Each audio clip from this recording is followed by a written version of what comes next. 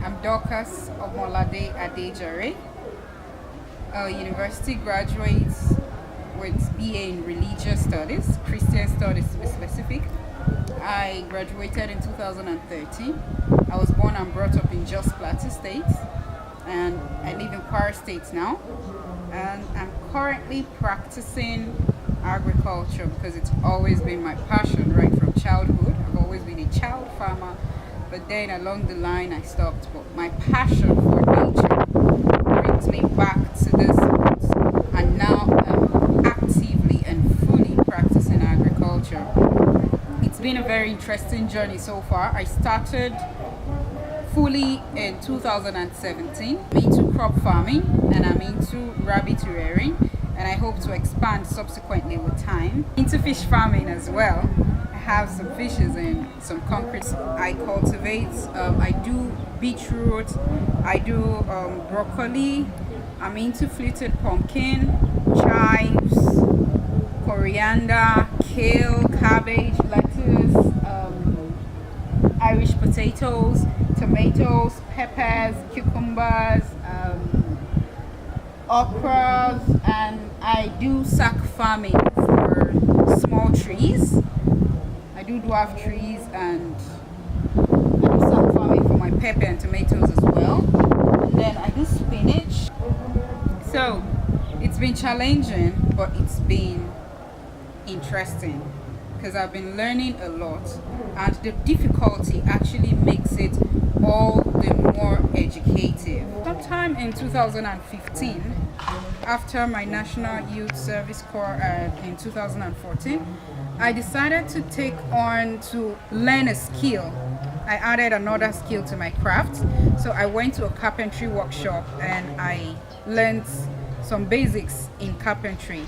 And then I got some other ideas from YouTube and other sites online. And then I started doing some little carpentry works. I do interiors sometimes, like ottomans, beds, but then I learned that because I wanted to blend it into agriculture. So now, how does that come in? Now that I'm facing this, it's been a big advantage because I was able to construct my own rabbit cage. It was a massive project. It was very tedious and hectic because from going to the sawmill to buy the wood, from bringing the wood home, from sawing them one after the other myself, then from getting the wires, the mesh, and the mesh are heavy metals. They are heavy meshes that once you cut, the roll back. So I have so much bruises on my hands. So I started the construction gradually, and I made the cage. At first I made for four rabbits, and then extended it to 8. And then now I'm using this carpentry to work on raised beds. How do these raised beds help this work? Because many of the plants you plant directly on the ground, sometimes they don't survive. Poor rainfall, pests, weed, and every other thing. So I decided to start working on this project called raised beds. Now, they are capital intensive. They are not cheap to construct because you need good wood, because we have termites everywhere. And then I started the raised beds. I have a few now. I have about 4 of them now. They are 8 by 4 by 8, 4 feet by 8 feet. And then I have a raised bed for my fluted pumpkin that is about 16 feet by say 5 feet. And the plants in the raised beds are doing very well. They're doing better than the plants I plant directly on the ground. Then I'm big on container farming and sack farming. So most of my tomatoes here, I filled up every one of the sacks with sand from this compound. I have about 180 tomato stands, and then I have pepper stands. Currently I have about close to 50, and I hope to increase them. I go out, I buy the sacks in dozens, and I come, I filter the sound around, and then I gather them in the wheelbarrow and fill the sacks. Now, when I moved into the compound, it was a mess, and I rented this place. It was a lot of space, but it was a lot of mess. But I was wondering, what can I do to turn this place around? First of all, I had a huge heap of waste, refuse. And then it was so frustrating because I didn't even know how to move it out. So I took some of the leftover mesh from constructing my rabbit hutch. I bent the sides, and then I started putting the waste and sieving it, and then I was getting some good soil. Manure, of course, it's very rich soil, and then it's been really helpful in starting my nursery because I've started many plants and they did well. Okay, so this was the first sieve I made from the mesh. I just took the leftover mesh and then I bent the sides. Normally I'm supposed to use a modernized sieve I buy, but we use the resources we have at hand because it's not like so. I just made this and I started sieving through, and I was filling the bag sacks one after the other, and I had good loamy soil that could drain very well, and the plants were doing well. Now another thing I did was I used my sachet water bags. Now these bags don't decay in years, so when I use them I don't like to see them littering around, so I thought of what to do. So I pile them up together in 20, 50, hundreds. I pile them up and then I arrange them, then I do a cotton, uniform cotton for the top, and then I perforate them. Now I use this as my nursery to start seeds. Now I've successfully used this in growing over 400 fruited pumpkins. I use them in starting many seeds, my basil, okra, and so many others.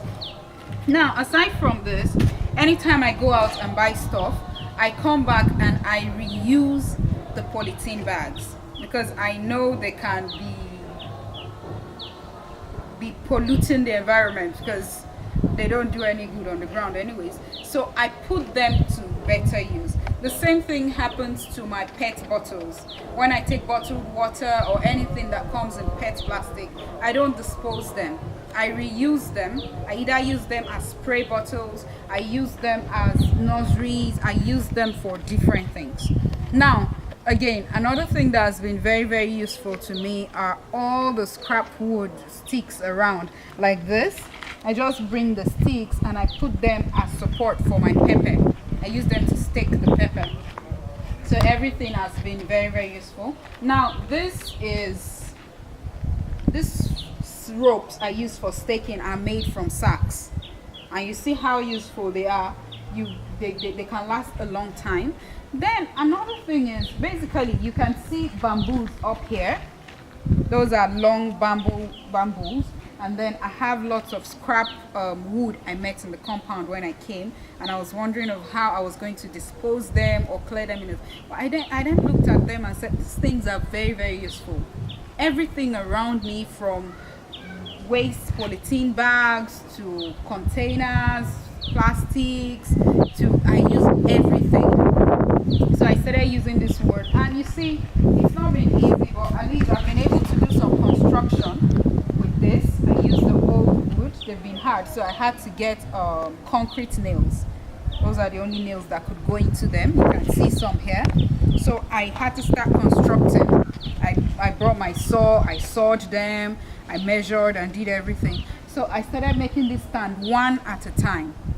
There was no helping hand, there was no other person to help out, so it was just me in the compound. So I had to do it gradually. I make the first one, I dig and I bury it, then I try to give it braces to make it solid.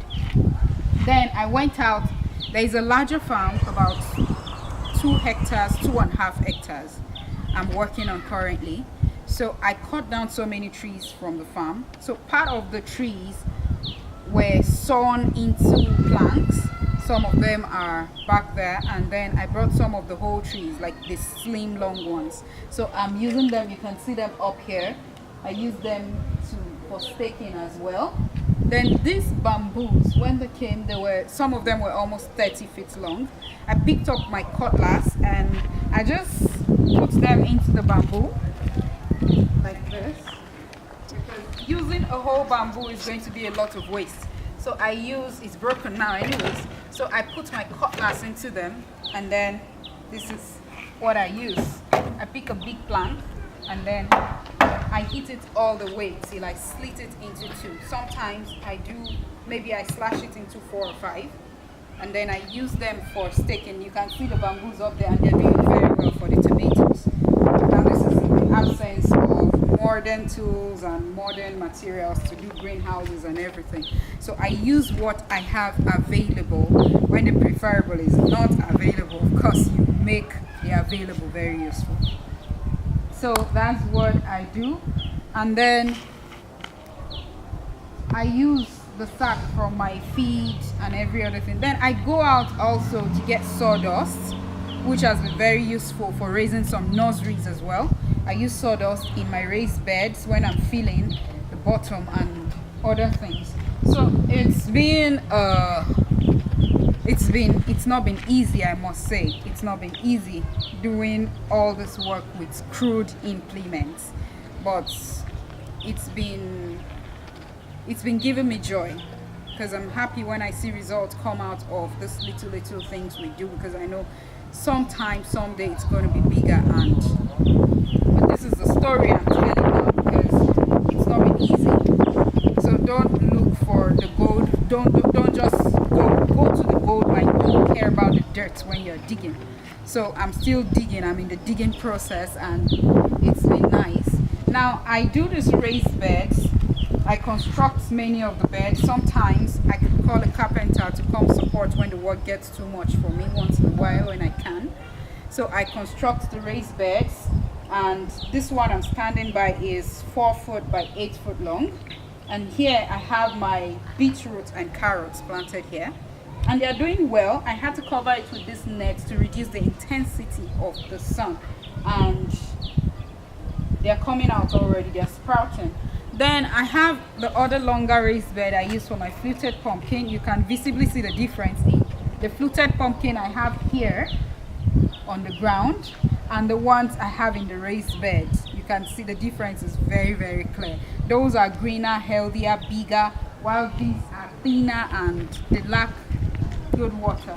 But I can manage those ones well, because when I go around with my hose, I have a 30 meters hose. It doesn't go all the way around the compound, but to a large extent it goes far, so I just water where my hands can get to.